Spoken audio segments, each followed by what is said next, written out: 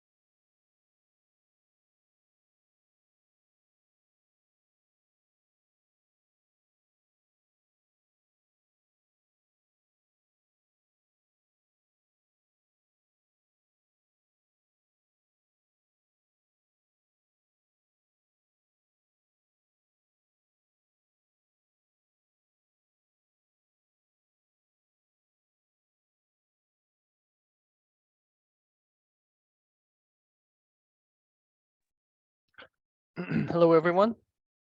Welcome back. So can anyone turn on your videos? I need someone to look at.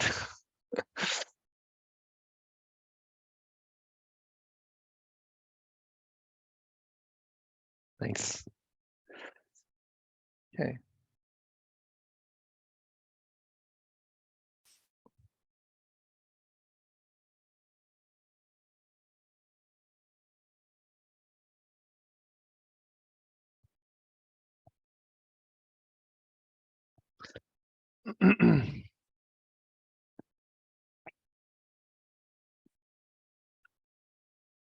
All right.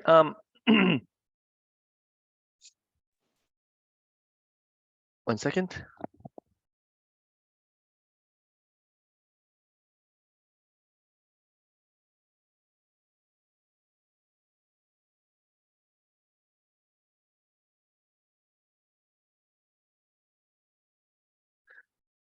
Okay. Let's begin our class today. So in this class, as the schedule says, we'll talk about the version control system, or there can be many different version control systems. You can see the screen, right? Okay. There can be many version systems where we'll specifically talk about Git, right? Git is because it's the most widely used, most popular version control system at this time, right? So, okay. So these are the content for today's lecture. So basically go over the basics of Git, right? So I wanted to let you know before I start that this lecture is not to just like previous lectures in this course is not to get you to master Git, right? I don't consider myself as a master of a Git. So what I try to instead, so this takes time, right? So, and this takes hands-on effort, just like all the other tools that you have learned, and even including the language itself, right? Just learning by just listening to lecture is never enough, right? So and the lecture can never cover all the components, right? All the details, right? So in this course, in this lecture, just like what I have done in previous lectures as well, I'll try to keep it at a high level, right? Of course, we do have example throughout the slide to get you a better to deliver a better more clear picture, right? However, you need to, after listening to this lecture, you really need to do it yourself. Okay, so this lecture is basically a long example, right? And after finishing this lecture, you need to repeat this lecture, the examples. I strongly suggest you to repeat the examples in this lecture yourself. So that you can do your assignment, right? It will be extremely helpful if you do the assignment after that, right? And believe me, it will actually be efficient to go through the example yourself and then do the assignment. Okay, so but in this lecture, I'll give you a high-level idea such that you can it is easy for you to follow the examples in the lecture by yourself. Okay, all right. So that's the goal of this lecture. Okay, get you a high-level idea of Git, so that you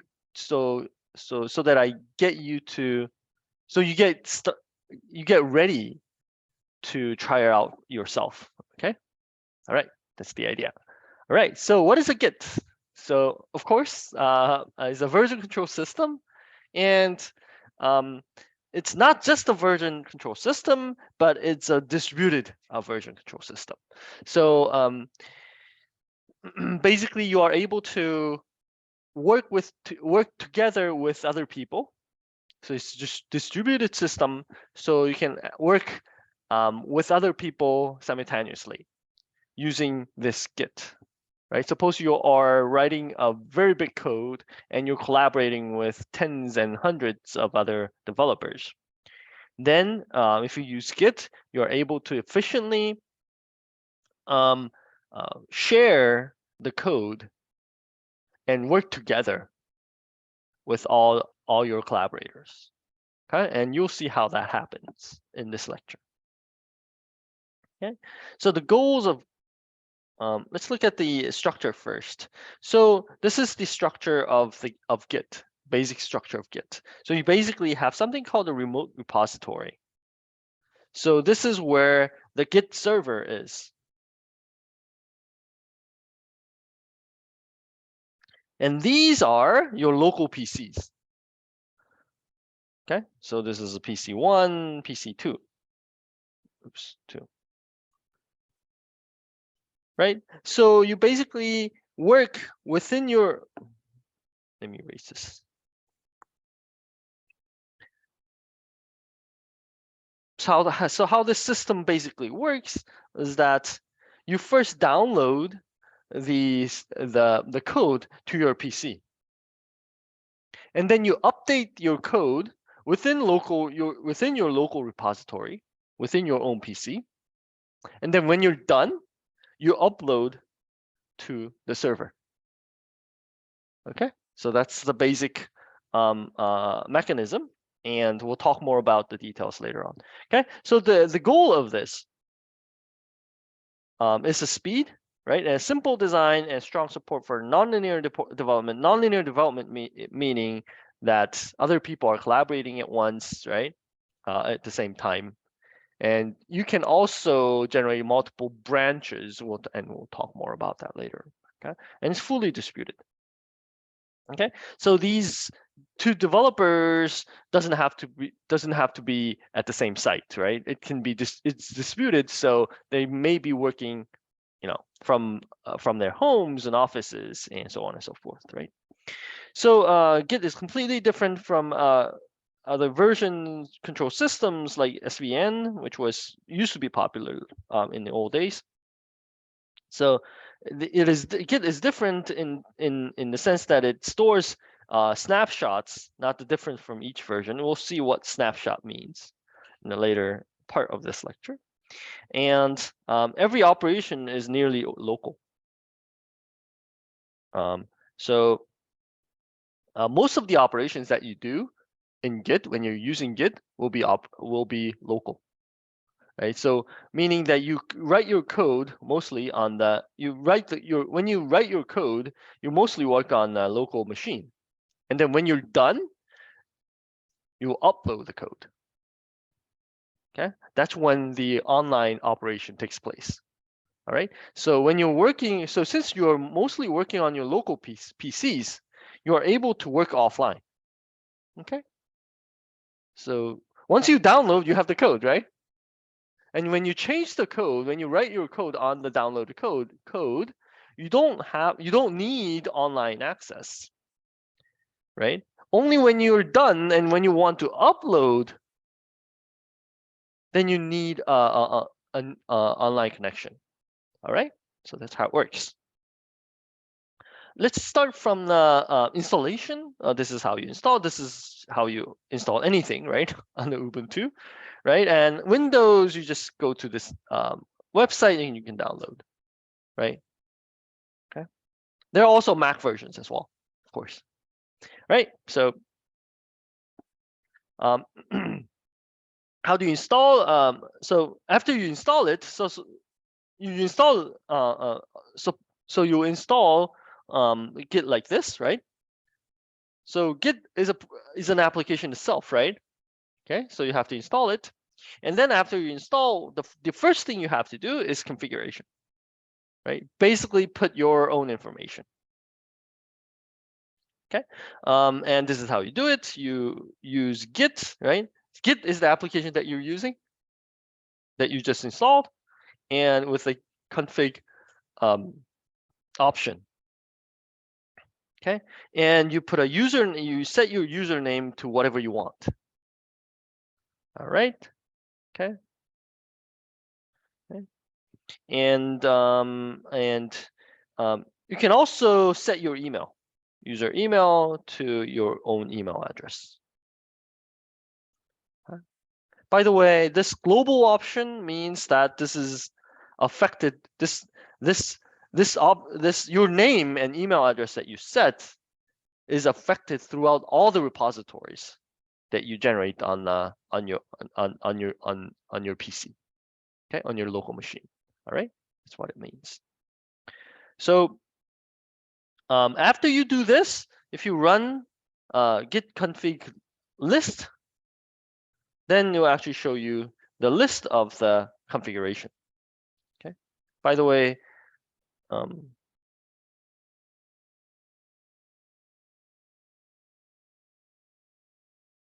this is a typo, so you can disregard it. Disregard this. Okay, I think this is a typo of email. Okay, all right. Okay, so since after you do this, this actually gives you this right here, right? And you do this, you get this. All right, straightforward. So this is a workflow. All right, so this is important, right? To understand the high level. So again, this lecture is supposed to give you a high level of how Git works, so that you can start by your own easily, right? Okay, so and in order to do so, this is very important. Okay, all right, focus. So you basically have, let's start from here. This is the server, right? Okay, so you have remote files in the server, which is called remote repository. Okay, and all this is in your PC.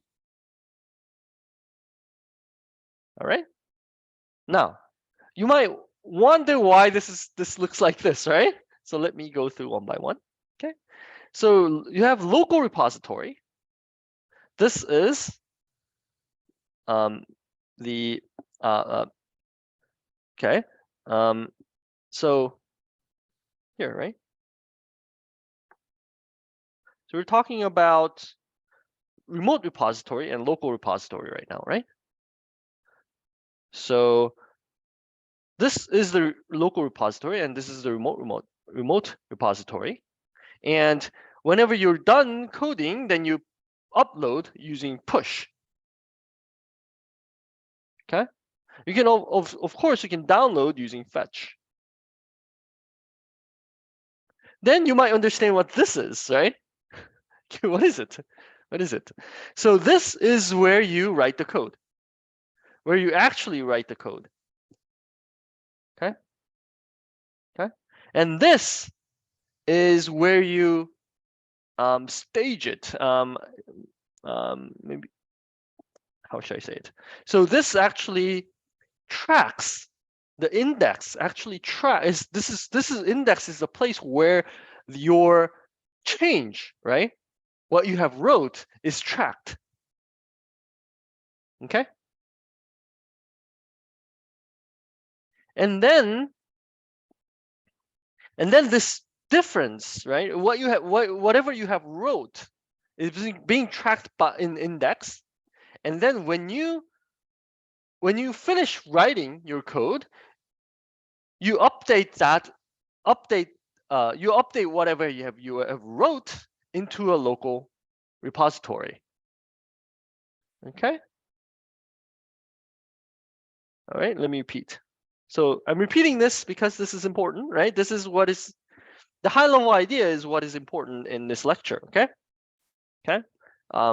Examples are something that you can follow yourself, and you should, are something that you should try to follow yourself after this lecture as well, in order to clarify your understanding. Okay, let me repeat again.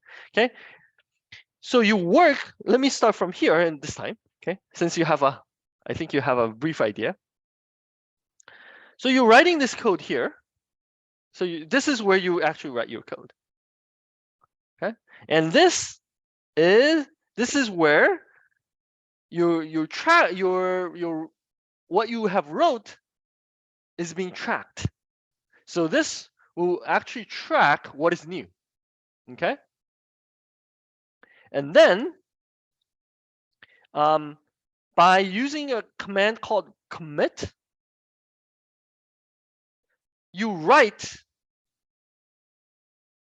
whatever is updated into a local repository. Okay.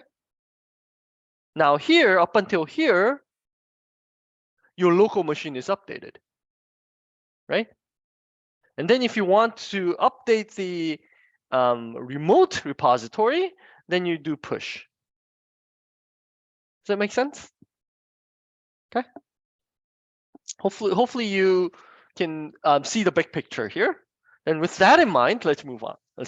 Okay. You need to have this in mind, okay? In order to understand what we say in the following. Okay. Okay. You write your code here. This tracks your updates, and by commit, you update your repository, local repository, and by push, you update the remote repository. Okay. All right. Let's move on. So let's talk about what repository is. Okay. Repository is a central place in which the aggregation of data is kept. So we have local repository and remote repository. Okay. So clone, you can clone an existing repository by using git clone.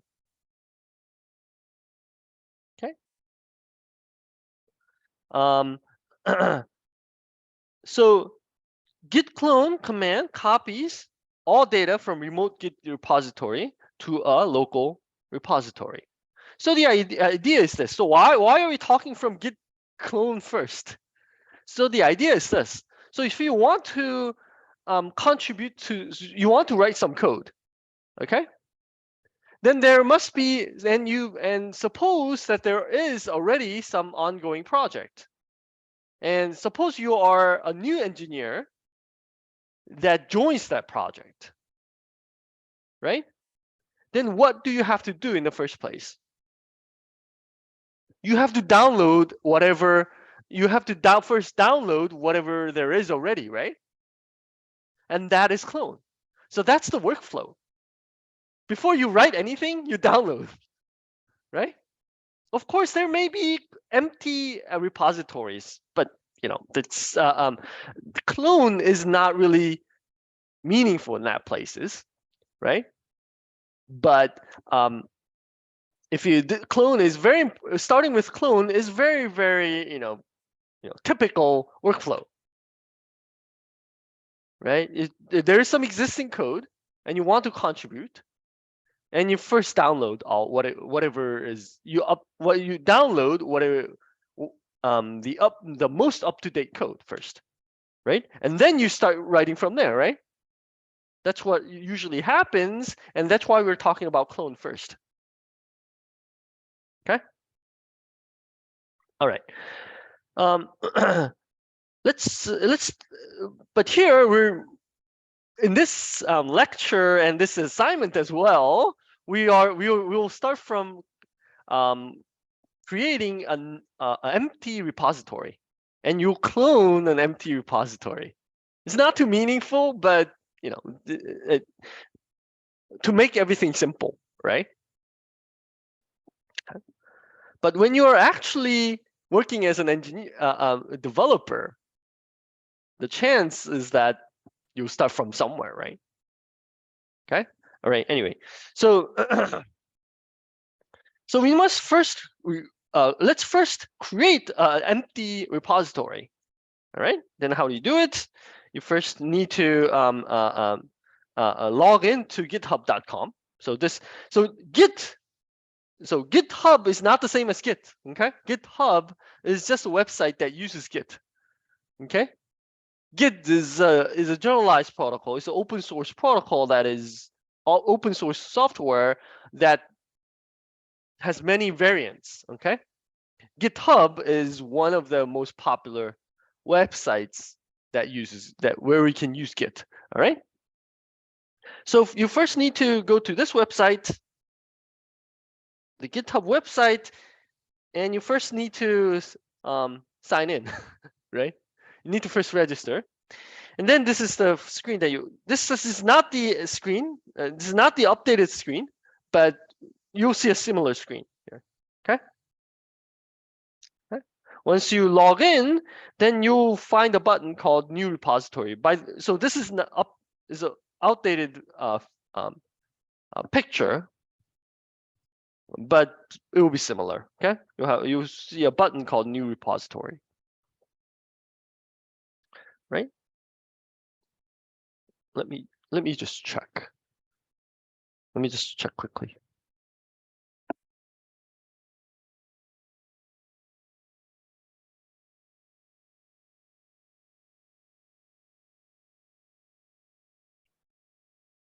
Just so that you don't get confused.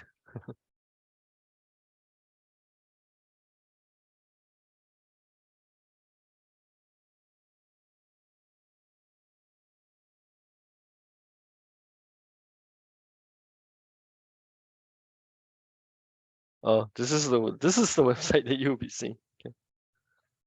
All right, and you just need to first sign up first. Okay. And once you sign in,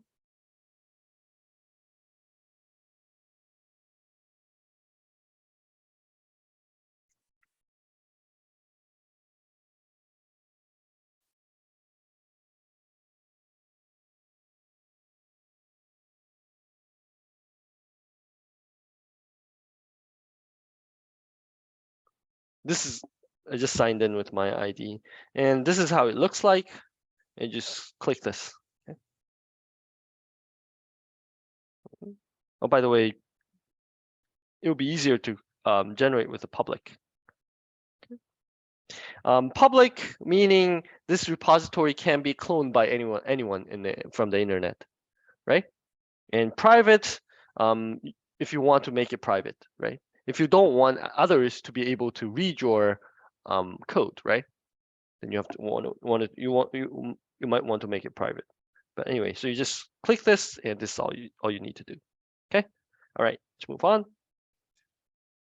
And and you put a repository name and create repository, and that's all you have to do, right? And by the way, this example, this lecture assumes that you generated a public repository, but it will not be too different even if you make it private. Okay. All right. Okay. Once you create the repository, it looks like this. Okay. Right. And one thing that you can, if you click this, right, you'll see a list of the repositories, and assume that you generate a repository name under EE485. This is the screen that you'll see if you click that repository, and this is the screen that you'll see, and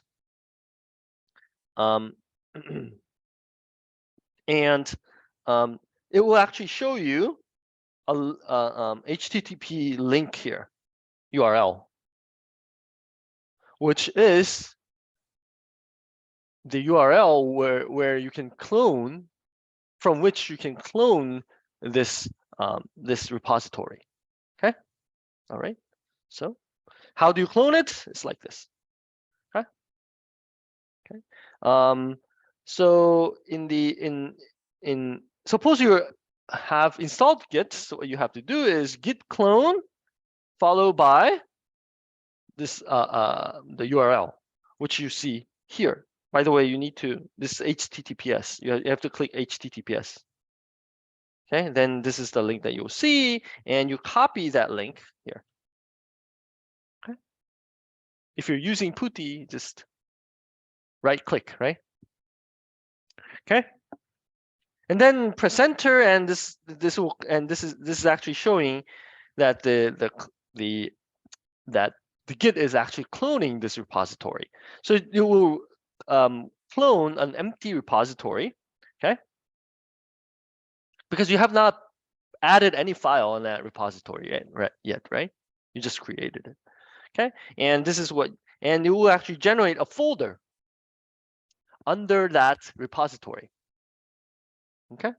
By the way, you can where if you so this directory will be generated under any directory that you are running Git from. Okay. So maybe this TA actually generated a folder called Git tests, and then and she ran the Git under this folder, such that in order to generate a repository under this folder, the folder of Git test. Okay, it's your choice. Okay. All right, and if you go on to if you move into this directory and do lsal, so this is you'll be able to see the hidden file of .git. Okay. And this is the Git repository. This is where the local repository is residing. Okay. So this is a hidden file, so you won't be able to see it if you just do ls. Right. Okay. Pretty simple, right? Okay. So until now, we've cloned it. Right? We've cloned the file, the repository, right? So what do we do from now? We first generate a file and see how we can, manage that file. Okay. So again, there are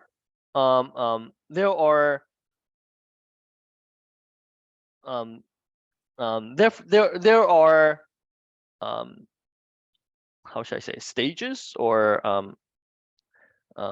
there are different phase. Let's say phases, because we're using staging here. Let's say phase. So there are different phases in your local PC, right? So this is all in local PC, right? Again, this is the same figure that we just saw in the previous slide, right? So we have a working directory. This is where you actually change your file, right?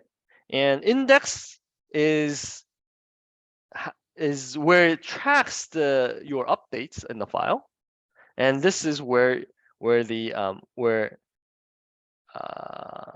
your actual files are stored. Okay. All right. So how do you track the difference in the file? Is by using add command. And given so that you and at this stage you know what is the update in the code, right? And how do you how do you change the file local repository is using git command. No, git commit command. All right. Okay. And if you want to do this at once, you run a git command with -a option. Okay, and that's the idea here.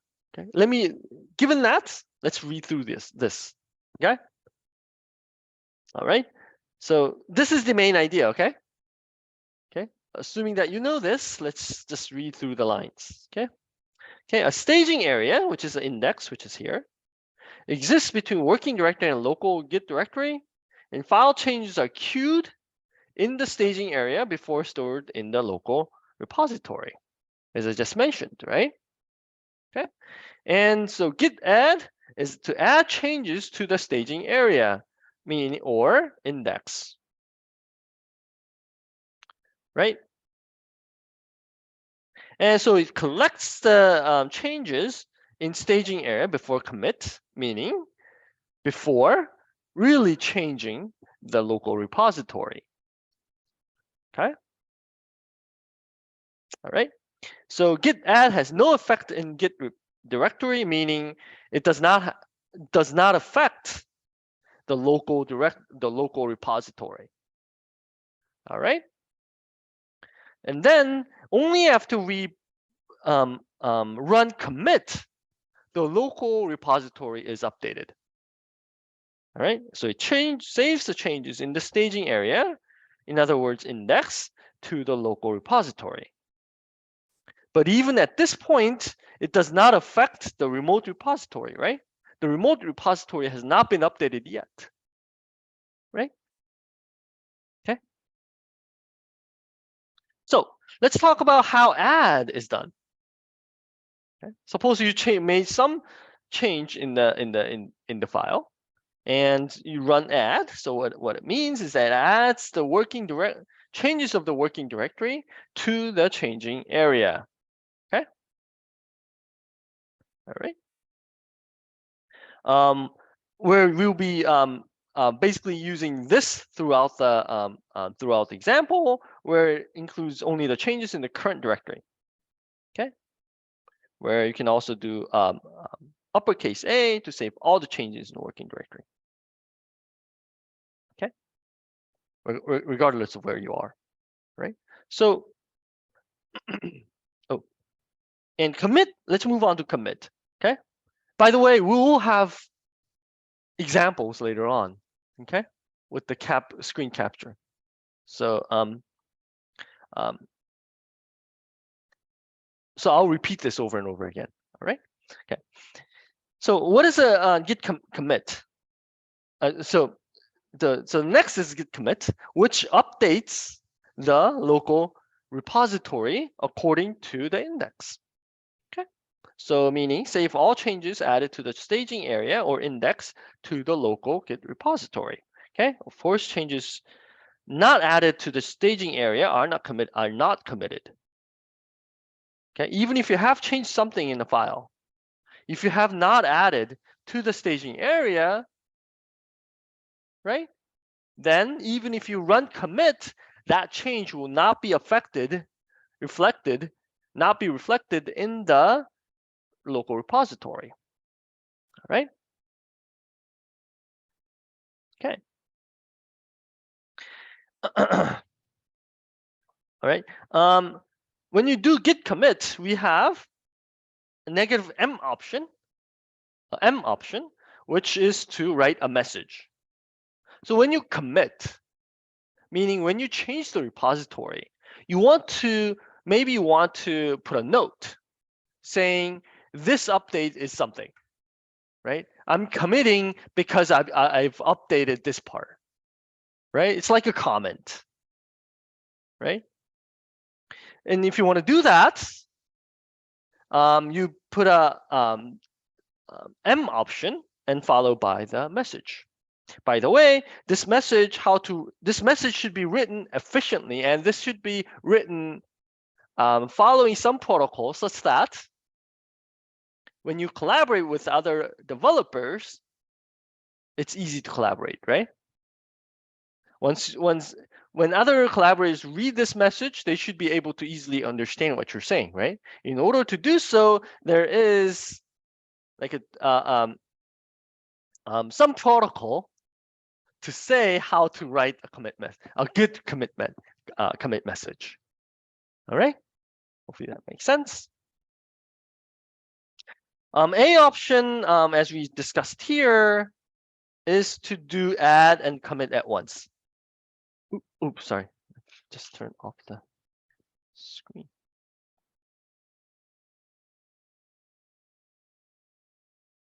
Okay, let me repeat again. Let me share again. Okay, hopefully this works. Oops. Okay, hopefully that makes sense. Right. By the way, you can actually write this like this as well. Same thing. All right. Okay.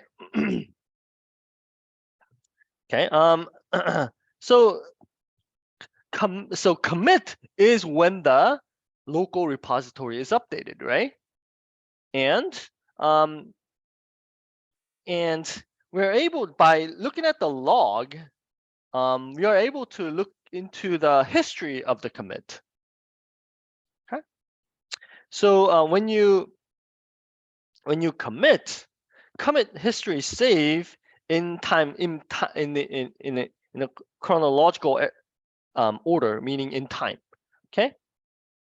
So when you commit, git snapshot is saved, and snapshot is basically a photograph. You can imagine it as a photograph that stores all the states of a particular point in time. Okay, and each commit has its own hash value, which serves as its unique ID. The commit, right? These points are all commit points, and they have 40 character long hash value, which serves as an ID of each commit. All right. Of course, it follows with a message if you have written your message. All right. Okay. So you can return to a particular commit if it's possible by using commit hash. All right. So suppose you made some change and you don't like it, and you want to revert back, then you always are free to revert back using commit hash. All right. Okay. In order to look up the history, you can use the log.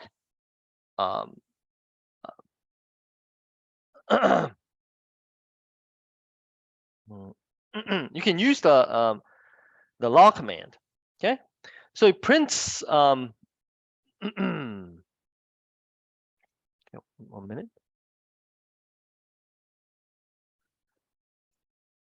Okay. So if you run a log, okay, it prints a commit hash value author and the commit message and so on and so forth in the order of time. Okay, and you'll be able to see this in the following slides, right? We'll have examples for this. Okay, and you have other options to look into. All right. Okay. By the way, yeah, P is to look at the different results of each commit, okay, which is pretty useful if you're collaborating. And stat, there's also a stat showing basically the statistics of which files have modified, how many files have been changed, and so on and so forth. Right? Okay. All right. So let's look at the file status. A file, okay, can be in these 4 status. Okay. A file may be untracked. Okay. You generate a file. If you do not add it first, if you do not add first, then the change will not be tracked.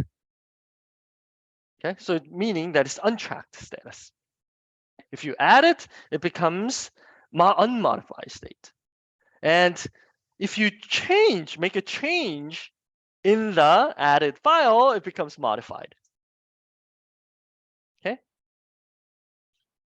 Okay. And when you and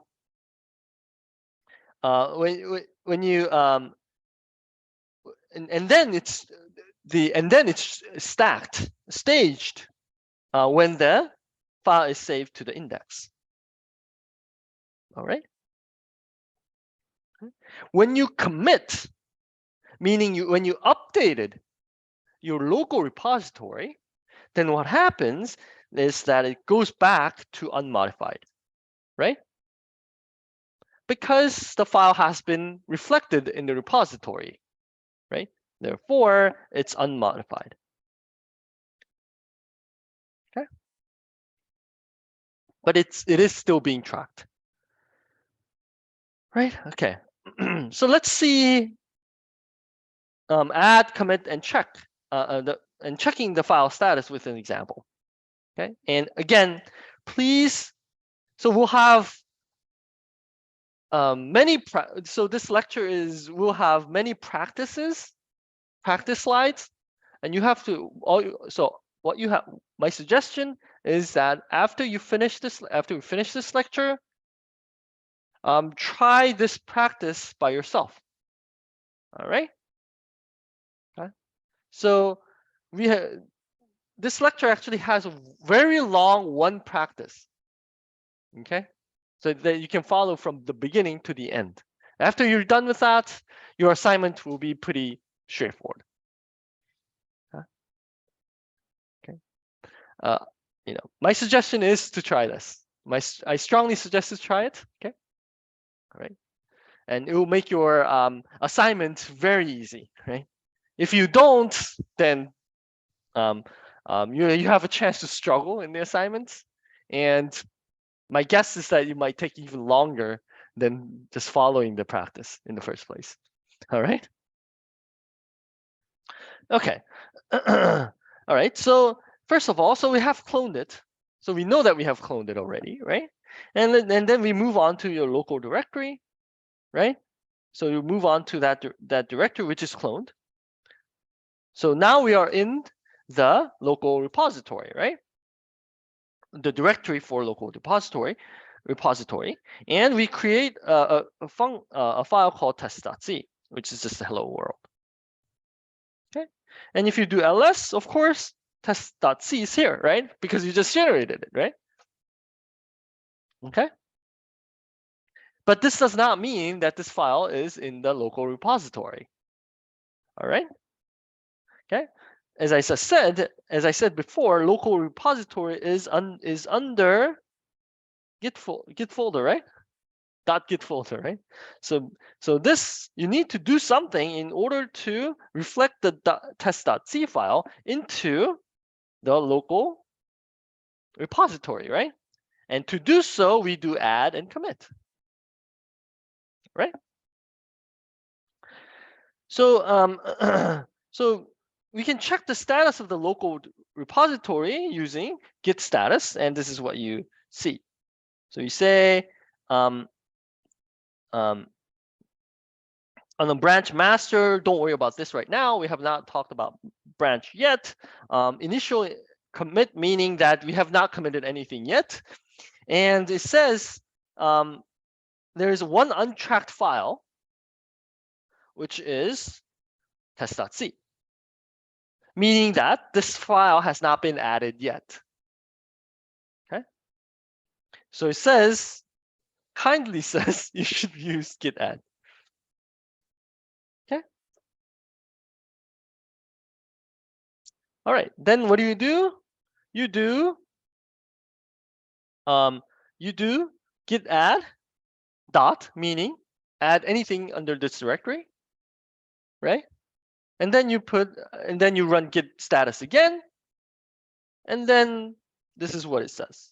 Changes to be committed is a new file under the name of test.c, right? And then you test.c, right? Okay.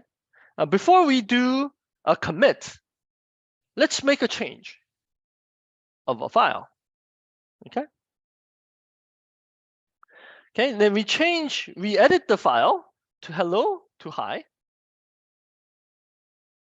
Then we run git status again. And then it says change is not staged for commit. And it says modify the change which is not staged is the modification of test.c, which is this. Okay, does it make sense? So when you generate a file, you need to add it, of course. But when you modify it after on, you have to add again.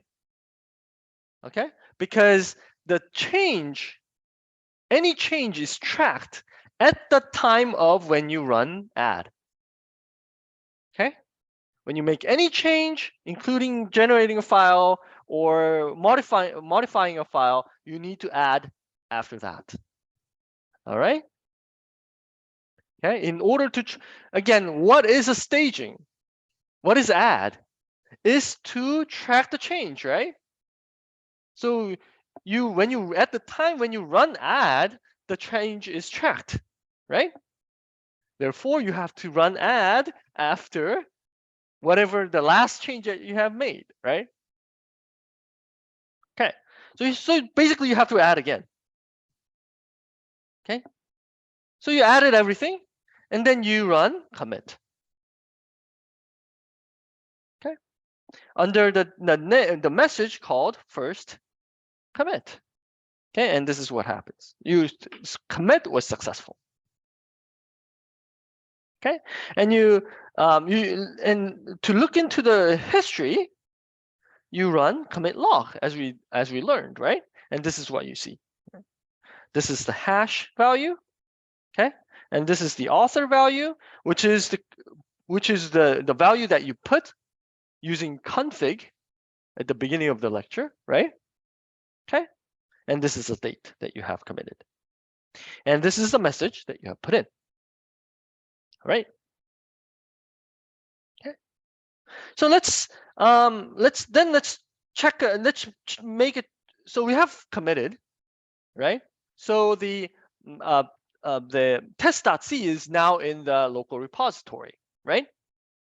Now let's make a change in the test.c again. Suppose we added a line, okay? And we changed hi to good, and we also add this line here. And you can compare the committed file with the file which is not staged by running git diff. Okay, and this actually shows that this line was removed and these two lines were added. Okay, plus indicates addition and negative indicates subtraction. Okay, removed. Okay, and then you do you have to add first, of course, because you have made a change, right? And then you run a commit. and under the message, second commit, and this is what you get. All right. Great, right? Pretty simple, right? What if we want to remove a file in the local repository, which is committed, right? If it's not committed, you don't have to. You just remove it, right? Right. However, if it's committed, how do you erase a file in the local repository? Right? Is use git rm, git remove. Okay. Suppose if you git rm test.c, this will remove test.c from the repository. All right. Okay. And then if you put git status, and it will actually show the changes to be committed is the to delete test.c. Okay. All right. Does that make sense? So now that was it for manipulating the file, how to generate, how to change, how to remove files, right? And add to the how do you reflect that addition, changing, modification, and removal of a file to the local repository, right? This is what we have seen until now. There's one question. There are multiple committed files. There should be, so this will actually show differences. Will show differences of multiple files. Okay, I guess that will be the answer. Right. The question is, how do you use git diff if there are multiple files? Right. You just use git diff, and it will actually show you the list of multiple files. Okay. So let's move on. So git branch is so one of the important things that you need to understand about Git, how the Git works, is a branch. Okay, this is the feature that actually lets you to work in parallel with many of your collaborators. Okay, and this is the idea here. Okay, you basically make a copy. And you make a copy of the code, copy of a code, and then you change whatever you make a change in the branch. When you're done with the change, and when you're confident about the change, then you merge it with the original code. Does it make sense? All right. And you can also do this by yourself. Of course, you can make many branches by yourself, but it is this the idea of branch is very efficient when you're working with your colleagues. Okay. All right. Okay. So branch copies the entire code of a project and develop independently, regardless of the original code, right? And each branch is not affected by each other. Okay, so therefore this allows parallel development. Okay, all right. So let's see how that works. So basically, why is a Git branch model is a killer feature? Because each version has each version has a full source of a project in Git. So how should I say it?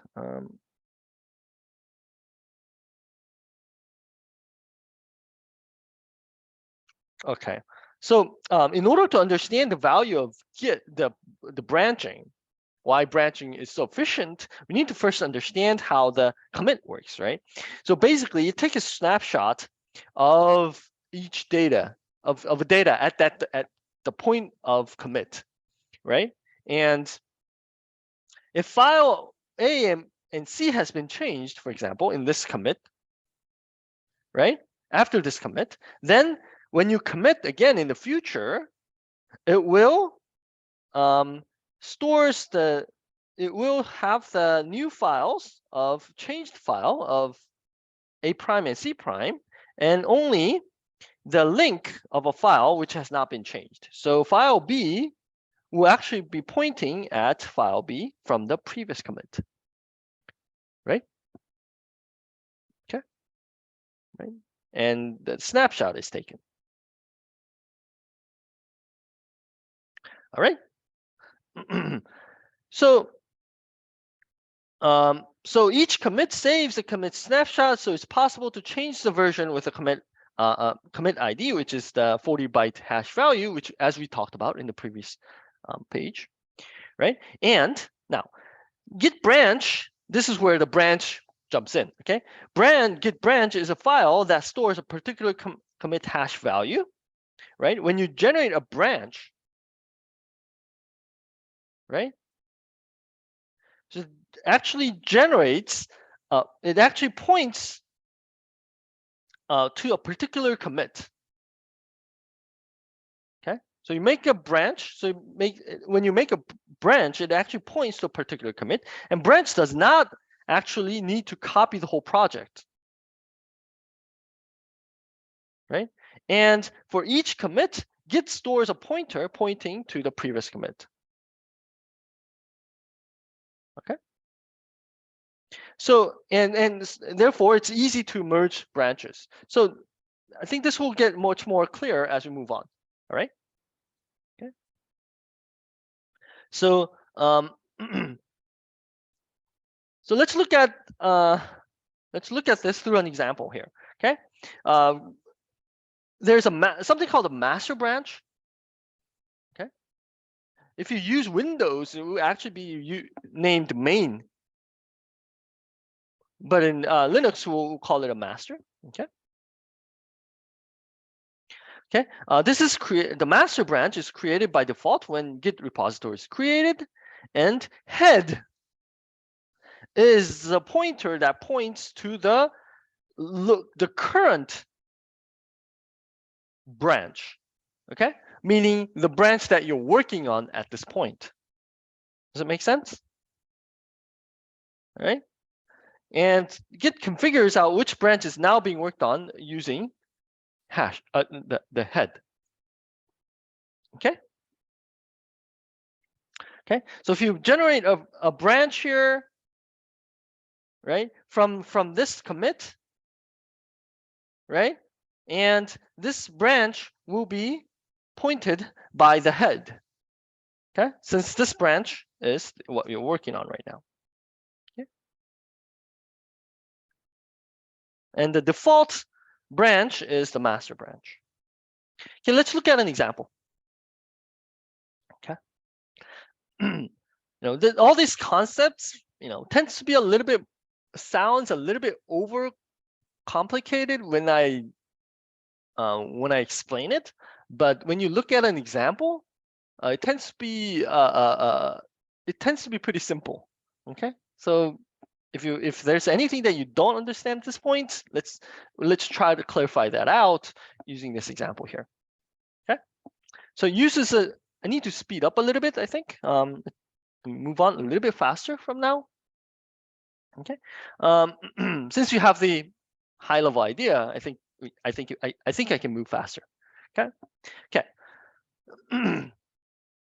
Okay, so this example, all this practice is continued from the previous page. Okay, again. So all the practice in this lecture is one big practice. So you need to start from the very beginning and then keep moving on. If you try to start from in the middle, it will not work. Okay. All right. Okay. So given everything, assuming that we have done everything that from the previous practice, right? We can check the branch list of a local repository using branch command. Okay, if you git branch, it'll actually show you all the branches, that you have right now. So we only have master branch right now. We did not make any branch right now, so we only have a master branch, and asterisk means the branch that's pointed by the head. Okay, and then you can also see this using a log. right? Decorate, by the way, is just the option to format the log. Okay, so don't worry too much. Log actually shows the commit history, right? As you can see here, right? These two, we have 2 commits, right? We have done 2 commits, of course, right? And we only have 1 branch of master, right? As you can see here, and head is pointing at the master, right? Okay, so the log actually show you the entire history. Okay, if you want to create a branch, this is what you do: git branch followed by branch name. Okay, suppose if you want to generate a new branch called testing, this is what you do. Okay, and if you run a log again, when you generate a new branch, it looks like this. Branch called testing, this will look like this, right? Because the branch will be pointing at the last commit, right? Therefore, this is what you get. So now you have testing here, right? Testing, master, and head are all pointing at the same commit, right? Right? Does that make sense? Okay, if you want to move to another branch, meaning you want to, is equivalent to changing the head to the testing, right? Okay. So how do you do it? You use the command checkout. Pretty simple, right? So you git checkout testing, and it changes the head to point at the testing now, right? And if you do git branch, you'll be able to see that the asterisk has indeed moved to testing, right? Okay. So if you want to create new branch, to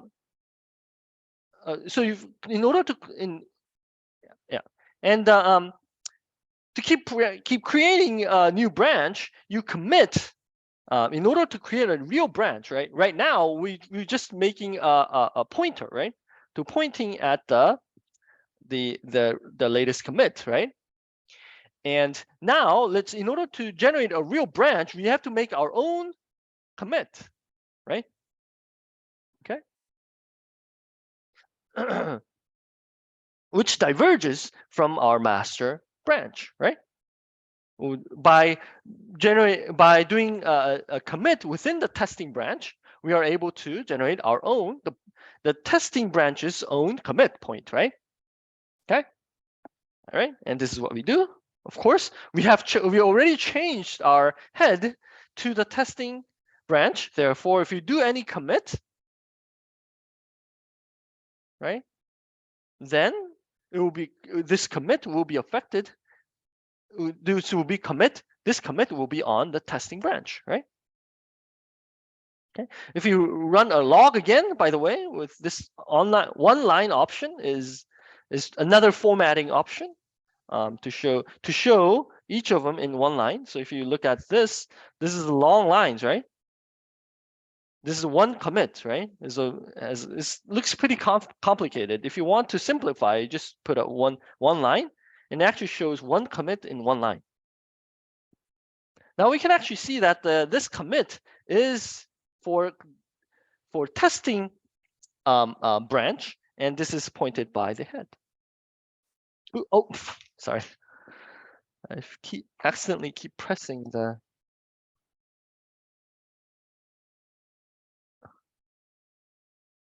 power button.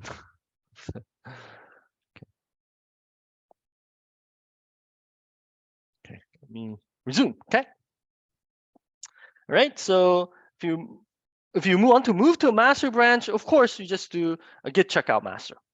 That's it, right? Okay. If you want to delete it, you use either -D or uppercase D. When uppercase D is used when the branch is not merged to a master. Okay. Okay. We have not talked about merging, so let's talk about merging now. Okay. So how do we merge? So suppose you make it a branch, and you're done with you're confident about the branch that you have made, right? Then at some point you have to merge it with the original code, right? In order to affect the original code. That is called merging. Okay. How do you merge it? You first move into the main branch and then run merge. Okay, you need to first move into the main branch before merging. Okay. Okay.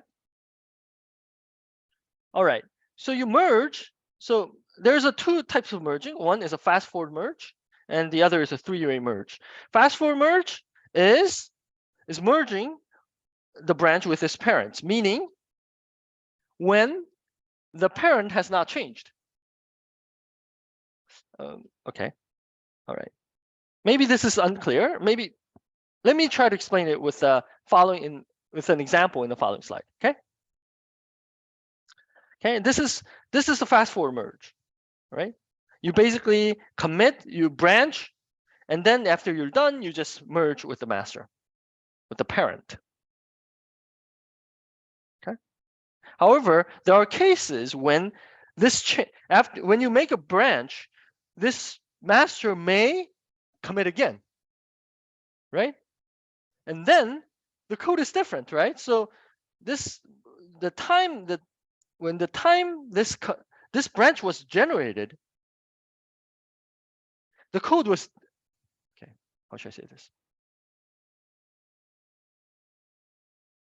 Okay, so let me just move on to the three-way merge. Three-way merge is when you generate a branch, and then after you generate a branch, master made another commitment, and then now this code is not reflected in testing branch, right? Right? The updated code has not been committed code has not been affected in the testing branch, right? So this is a three-way merge. So this is a more complicated case. Okay, let's move on to let's move back to the fast merge, right? Where this we branch out from the master, and until we merge with master has not been changed. Then all we have to do is update the change in the testing branch into the master, right? That's all we have to do, and that is called fast forward merging. Okay.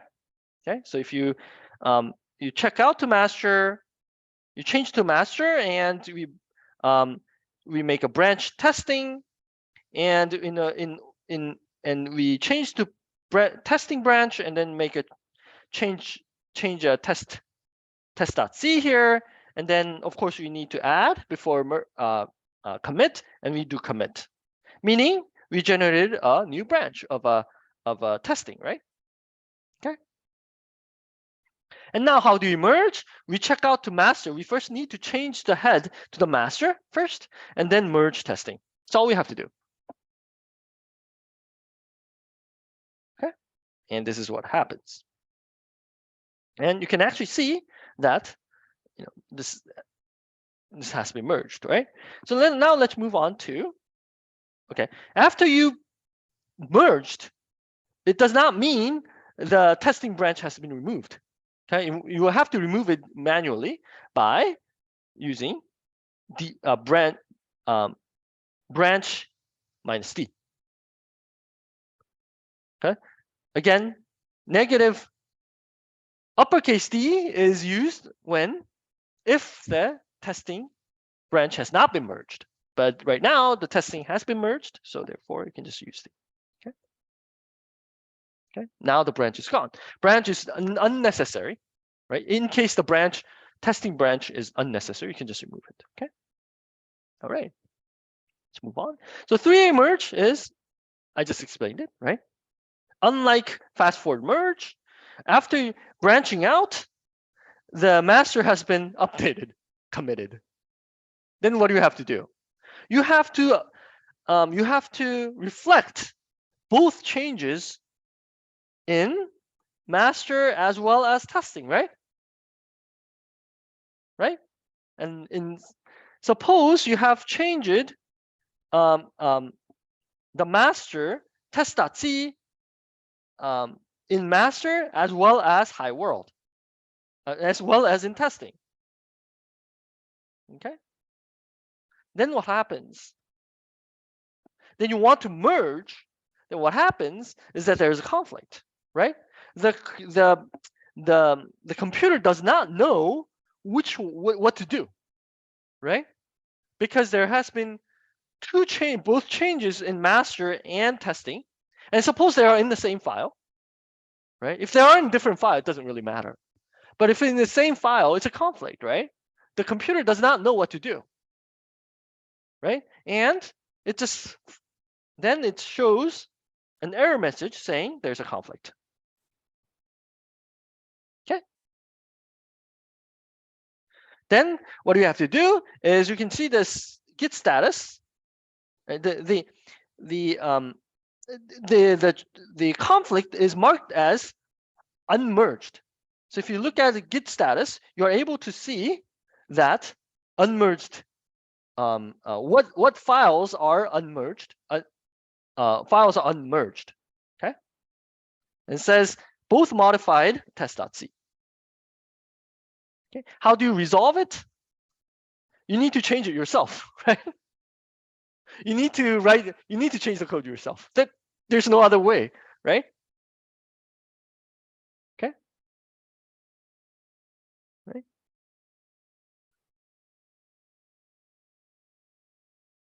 And then you have to, after you change the code, and if you merge again, and it'll work. Okay. It will merge into the master, right? Okay. Right.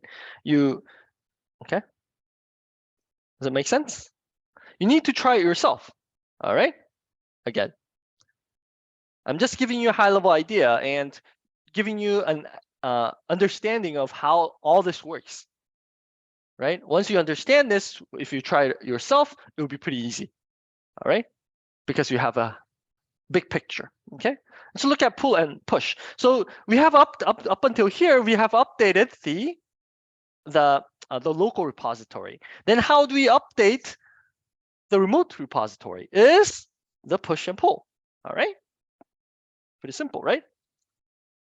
So these are different git commands for push and pull. How to update to and from the remote repository. Okay. So basically, you modify, you clone this is the whole workflow, right? And I've talked about this already. You clone first to generate local repository. You modify it. After you finished updating the local repository, you push it. Okay, we've talked about this. So we push when you suppose you updated your repository, and you want to update the remote repository, you just push, right? Followed by remote repository name and the branch name. Okay. By the way, you can check the remote repository name by using git remote show. Okay. And when you clone the repository from the git remote server, git remote automatically names the remote repository's origin and as a default. All right. Okay. So you can push like this, right? Okay. You're basically pushing into the origin of the master branch, right? Of course, when you update your remote repository, you need to sign in, right? You need to put in your ID and password, right? You don't want anyone else to be able to update your code on the remote repository, right? Right? Although even if it's public, it should not be updatable by anyone else, right? Only the one who knows ID and password can update, right? And this is how it works.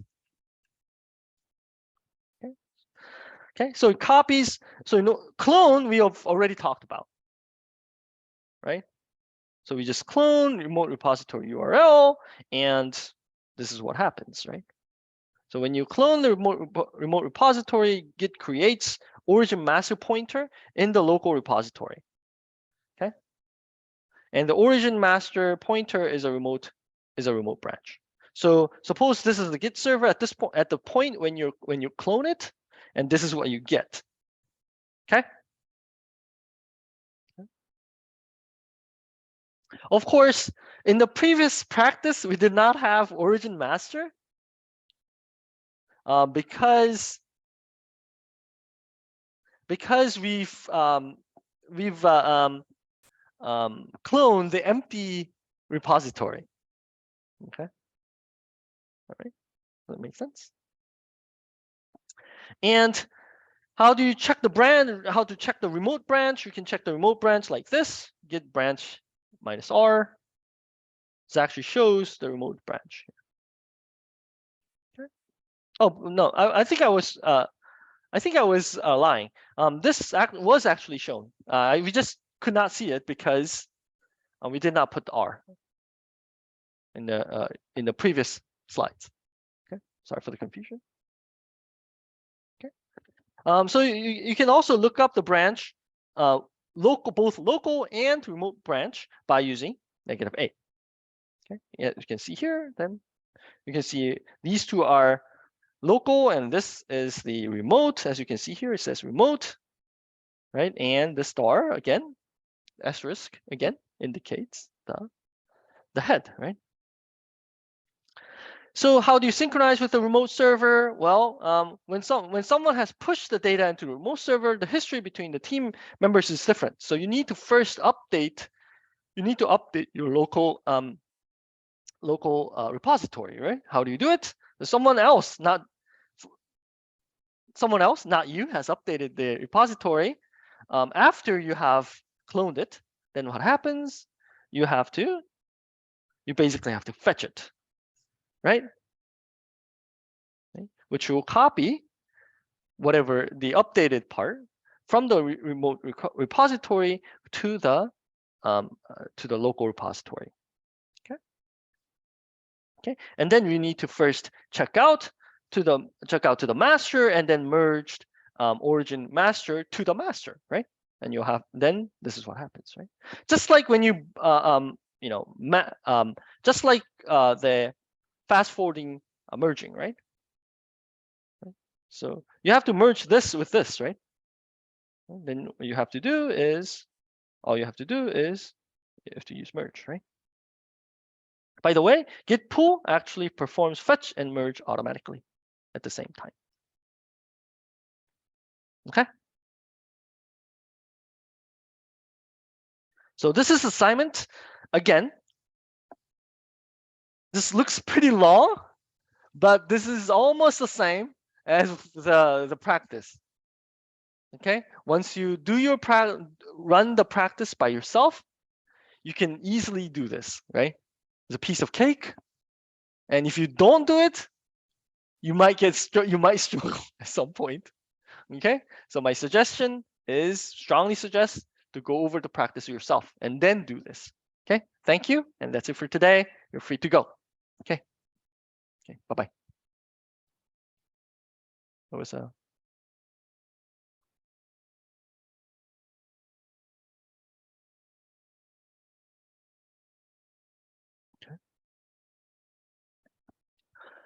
all right. So there's one question about, can we do practice practice on an AIM?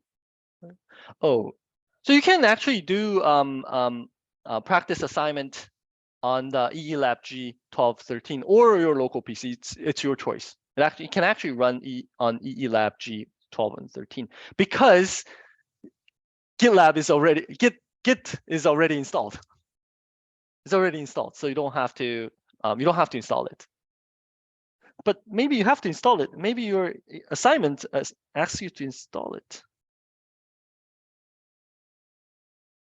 Oh, it says local computer. Sorry, I put it as a local computer. Sorry, I lied. So you have to do it on a local machine. Okay. So therefore you experience from the installation. Okay. Try to clone it in your local computer. Okay. But if you want to try it on the EE-Lab G 12 and 13, it still works. Okay. But please do the homework as instructed. I want to be fair to everyone. Okay. As instructed, please do it on your local machine. Okay. And there's a second question. If one does assignment on local PC with Windows OS, is WSL okay to use? I believe so. I've never used the Git on WSL, but it should work, right? Why not? right? But I cannot answer for sure, but I don't think there should be any reason.